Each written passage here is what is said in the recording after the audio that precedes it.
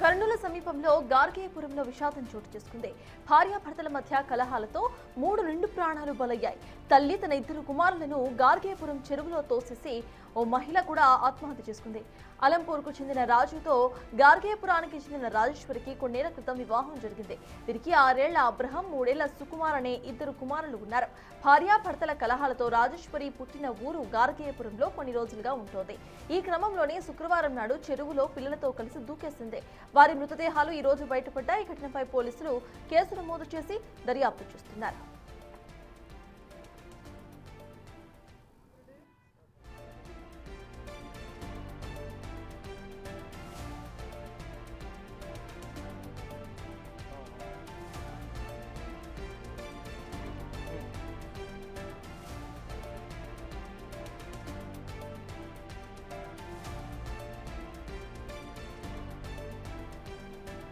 కర్నూలు సమీపంలోని గార్గేయపురంలో విషాదం చోటు చేసుకుంది. భార్యాభర్తల మధ్య కలహాలతో 3 నిండు ప్రాణాలు బలయ్యాయి.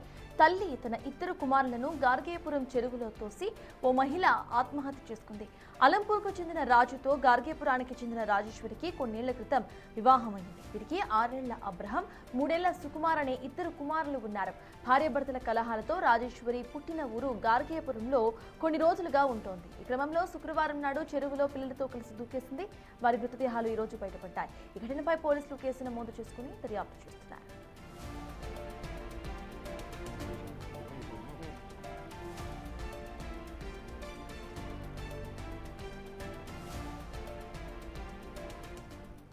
వాటికి ఇదే అంశంపై పూర్తి డీటెయిల్స్ మా ప్రతినిధి శ్రీరామ్ అందిస్తారు. శ్రీరామ్, చెప్పండి, అసలు అక్కడ సిచ్యువేషన్ ఏంటి? అండ్ ఆ భర్త ఎవరైతే ఉన్నారో తను అక్కడ ఆ పొజిషన్కి వచ్చారా? అండ్ అసలు ఏమంటున్నారు? అప్డేట్స్ ఏంటి శ్రీరామ్? కర్నూలు నగర సమీపంలో గార్గేయపురం చెరువు ఏదైతే ఉందో చెరువు సమీపంలో తల్లితో పాటు 2 చిన్నారులతో చెరువులో ఏదైతే ఆత్మహత్య చేసుకున్నటువంటి ఘటన ఉందో అందులో 3 మరణించిన పరిస్థితి. అయితే తెలంగాణ రాష్ట్రానికి చెందిన రాజుతో గార్గేయపురానికి చెందినటువంటి మహిళ రాజేశ్వరికి గతంలో మ్యారేజ్ అయింది. దాదాపు 15 సంవత్సరాలుగా జీవితంలో ఉన్నటువంటి పరిస్థితి. అయితే 2 కుమారులు ఉన్నారు.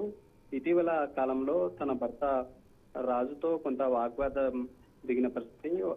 గొడవ జరిగిన తర్వాత తమ పుట్టినిల్లుకు రావడం జరిగింది. గార్గేయపురం తమ సొంత గ్రామం కావడంతో గార్గేయపురంలో గత కొంతకాలంగా అక్కడే తమ తల్లి దగ్గరే ఉన్నటువంటి పరిస్థితి. అయితే నిన్న సాయంత్రం చెరువు సమీపంకి వెళ్ళి అక్కడే తాను ఆత్మహత్య చేసుకునే ముందు తన 2 పిల్లలతో చెరువులోకి దూకిన పరిస్థితి. దూకిన తర్వాత ఎవరు కూడా వారిని గుర్తించలేదు. తమ తల్లి తమ కూతురు కనిపించడం లేదని పోలీసులకు ఫిర్యాదు ఇవ్వడంతో ఈ రోజు మధ్యాహ్న సమయంలో తమ డెడ్ బాడీ ఐడెంటిఫై చేశారు. ఐడెంటిఫై చేసిన తర్వాత సమీపంలో చెరువు సమీపంలోనే రాజేశ్వరి ఉన్నారో తమ ఆధార్ కార్డుతో పాటు వాటన్నింటినీ పోలీసులు గుర్తించిన తర్వాత అక్కడికి వెళ్లి పోలీసులు కేసు నమోదు చేసుకుని దర్యాప్తు చేస్తున్నారు. గతంలో ఉన్నటువంటి కుటుంబ కలహాల వల్లే ఇలాంటి సిచ్యువేషన్ ఉందా అనే కోణంలో పోలీసులు దర్యాప్తు కొనసాగుతున్న పరిస్థితి కనిపిస్తూ ఉంటుంది.